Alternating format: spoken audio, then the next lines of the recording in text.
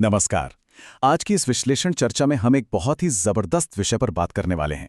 RS. Sharma की research के जरिए हम समझेंगे कि आधुनिक इतिहासकारों ने प्राचीन भारत को आखिर देखा कैसे है। ये पूरी कहानी बहुत दिलचस्प है क्योंकि समय के साथ इतिहास को पढ़ने और लिखने का नजरिया पूरी तरह से बदलता रहा है। तो आइए सीधे इस सफर पर निकलते हैं और देखते हैं कि बीते हुए कल को अलग-अलग दौर में किस तरह से फ्रेम किया गया। इस पूरी चर्चा को 4 मुख्य हिस्सों में बांटा गया है। शुरुआत करेंगे द कॉलोनियलिस्ट जस्टिफिकेशन से, फिर आएंगे द नेशनलिस्ट काउंटर नैरेटिव पर, उसके बाद द नॉन पॉलिटिकल शिफ्ट को समझेंगे और आखिर में आधुनिक द कॉम्युनल अप्रोच पर नजर डालेंगे। एक एक करके इन सभी को खोलते हैं। पहला दौर है द कॉलोनियलिस्ट जस्टिफिकेशन। बात 18th सेंचुरी की है, 1750s के आसपास, जब ब्रिटिश लोग भारत पर अपना कंट्रोल सेट कर रहे थे। अब एक नया प्रशासन चलाना था, खास करके यहाँ की न्याय व्यवस्था या जुडिशरी को लागू करना था। तो उन्हें समझ आ गया कि बिना यहाँ के प्राचीन कानून, नीति नियम और रीति रिवाजों को समझे भारत पर लंबा राज करना नामुमकिन है। और इसी जरूरत के चलते 1770s के दशक में एक अचानक तेजी आती है। सिर्फ एक दशक के अंदर देखिए क्या क्या हुआ। 1776 में मनुस्मृति का ट्रांसलेशन हुआ, जिससे कोड ऑफ जेंटू लॉज नाम दिया गया। फिर 1784 में सर विलियम जोन्स ने एशियाटिक सोसाइटी ऑफ बंगाल बना डाली, जिससे प्राचीन ग्रंथों के अनुवाद को एक सॉलिड फ्रेमवर्क मिल गया। उसके ठीक एक साल बाद 1785 में भागवत गीता का इंग्लिश में अनुवाद हो गया। ये अचानक आई तेजी साफ दिखाती है कि ब्रिटिश प्रशासन कितनी बेचैनी से यहाँ के टेक्स्ट को यूरोपियन तरीके से मैप करना चाहता था।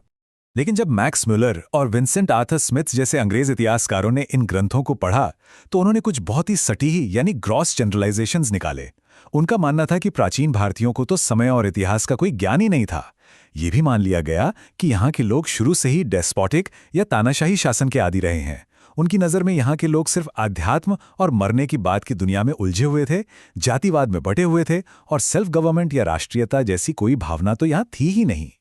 अब ध्यान देने वाली बात यह है कि ये सारी बातें सिर्फ एकेडमिक रिसर्च तक सीमित नहीं थी। इनका एक बहुत बड़ा कोर मोटिव था ब्रिटिश इंपीरियलिज्म को ठीक ठहराना। क्योंकि अगर ये साबित कर दिया जाए कि किसी समाज को खुद पर शासन करना आता ही नहीं है और उन्हें तो बस तानाशाही की आदत है, तो ब्रिटिशर्स का वहां आना और राज करना अचानक से बड़ा जस्टिफाइबल लगने लगता है ना? बस यही उनकी मुख्य स्ट्रैटेजी थी। पर इसका जवाब आना तो तय था और यहीं से शुरू होता है हमारा दूसरा दौर, द नेशनलिस्ट काउंटर नैरेटिव। जब कॉलोनियल इतिहासकारों ने अपने बायसेस सामने रखे तो नेशनलिस्ट हिस्टोरियंस मैदान में उतरे। उनका लक्ष्य एकदम स्पष्ट था, इन गलत नैरेटिव्स को काउंटर करना, एक सच्चा इतिहास सामने लाना और उस इतिहास की मदद से सामाजिक सुधार और सेल्फ गवर्नेंस की सॉलिड नींव रखना। ये एक जबरदस्त मुकाबला था, जहां कॉलोनियल सोच ये दावा कर रही थी कि यहां सेल्फ गवर्नमेंट जैसी कोई चीज नहीं थी, वहीं नेशनलिस्ट इतिहासकारों ने कड़े सबूत पेश किए। उन्होंने हिस्टोरिकल फैक्ट से दिखाया कि ब्रिटिशर्स के आने से हजारों साल पहले प्राचीन भारत में प्रॉपर रिपब्लिक्स और गणतंत्र थे, सेल्फ गवर्निंग इंस्टीट्यूशंस थे और एक बहुत ही मजबूत लोकल एडमिनिस्ट्रेशन था। ये ब्रिटिश नैरेटिव को बेस से हिला देने वाला काउंटरपंच था। इस दौर के हिस्टोरियंस का काम वाकई काबिले तारीफ है। जैसे राजेंद्र लाल मित्रा ने इंडो एरियंस पर चर्चा की और अर्ली मीट ईटिंग आदतों को सामने रखा। आर.जी. भंडारकर और पी.वी. केन जैसे विद्वानों ने हिस्ट्री को सिर्फ ग्लोरिफिकेशन के लिए यूज नहीं किया, बल्कि उन्होंने इसका उपयोग विधवा विवाह को बढ़ावा देने और जाति भेदभाव को खत्म करने जैसे जरूरी सामाजिक सुधारों के लिए किया। फिर आते हैं के.पी. जायसवाल, जिन्होंने अपनी किताब हिंदू पॉलिटी के जरिए एंशिएंट रिपब्लिक्स का पुख्ता सबूत दुनिया के सामने रख दिया। उस वक्त पॉलिटिकल हिस्ट्री पर बहुत ज्यादा जोर दिया गया, क्योंकि एडमिनिस्ट्रेटिव क्षमता को साबित करना उस दौर की सबसे बड़ी मांग थी। डी.आर. भंडारकर ने सम्राट अशोक के विशाल प्रशासन की डीप स्टडी की। एच.सी. रायचौधरी ने महाभारत से लेकर गुप्ता काल तक का पूरा पॉलिटिकल मैप तैयार कर दिया। हालांकि शुरू में सारा फोकस सिर्फ नॉर्थ इंडिया पर ही था, लेकिन फिर के.ए. नीलकंता शास्त्री ने साउथ इंडिया के समृद्ध इतिहास को प्रोमिनेंटली हाईलाइट किया। अब जाकर भारत के इतिहास की एक पूरी तस्वीर बनने लगी थी। समय आगे बढ़ा और हम तीसरे दौर में एंटर करते हैं, द नॉन पॉलिटिकल शिफ्ट। 20वीं सदी के मध्य तक आते आते नए इतिहासकारों ने महसूस किया कि अगर इतिहास सिर्फ राजा महाराजाओं और युद्धों तक सीमित रहा तो बात अधूरी रह जाएगी। तो यहीं से एक नॉन पॉलिटिकल और ज्यादा ऑब्जेक्टिव तरीके से बीते हुए कल को पढ़ने की शुरुआत हुई। इस दौर में ए.एल. बिशम ने एक बड़ा प्यारा और जरूरी पर्सपेक्टिव दिया। उनकी मशहूर किताब the wonder that was India में उन्होंने लिखा, डू नॉट जज the passed by modern views, यानी अतीत को आज के मॉरल स्टैंडर्ड्स या आधुनिक चश्मे से नहीं देखना चाहिए। हिस्ट्री को उस दौर के हिसाब से थोड़ी क्यूरियोसिटी के साथ समझना जरूरी है। आज के नैतिक मापदंडों को जबरदस्ती हजारों साल पुराने समाज पर थोपना सही अप्रोच नहीं हो सकती। और फिर इस नई सोच को नए मुकाम पर पहुंचाया डीडी कोसांबी ने अपने मटीरियलिस्टिक इंटरप्रिटेशन के जरिए। उन्होंने फोकस पूरी तरह शिफ्ट कर दिया। उनका मानना था कि सिर्फ राजवंशों को देखना काफी नहीं है, बल्कि ये देखना जरूरी है कि आर्थिक ताकतें, खेती, ट्रेड और प्रोडक्शन के तरीके कैसे थे, क्योंकि असल में यही बेसिक चीजें किसी समाज और उसकी संस्कृति को आकार देती हैं। यह सच में एक गेम चेंजर अप्रोच थी।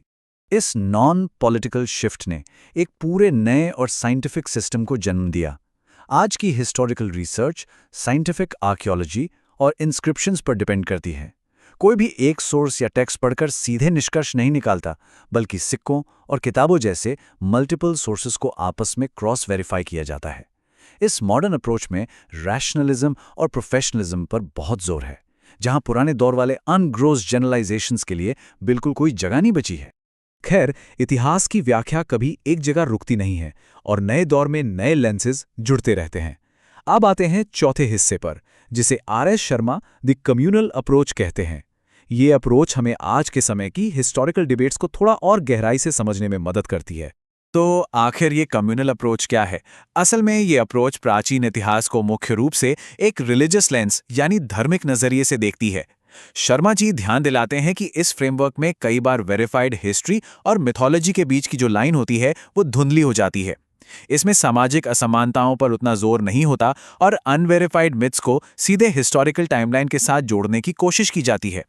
इसे एक उदाहरण से समझते हैं। मान लीजिए खुदाई में पेंटेड ग्रेवेयर यानी PGW पॉटरी मिलती है। एक ऑब्जेक्टिव एविडेंस के तौर पर यह सिर्फ एक पुराने बर्तन का मिलना है, लेकिन कम्युनल इंटरप्रिटेशन में बाकी सभी ब्रॉड एविडेंसेस को साइड रखकर इस एक पॉट को इस बात का सबूत मान लिया जाता है कि आर्यन सोलली और स्ट्रिक्टली इंडिजिनस यानी स्वदेशी थे। ये एक बढ़िया उदाहरण है जो बताता है कि कैसे किसी खास नैरेटिव को सपोर्ट करने के लिए एविडेंसेस को मोल्ड किया जा सकता है।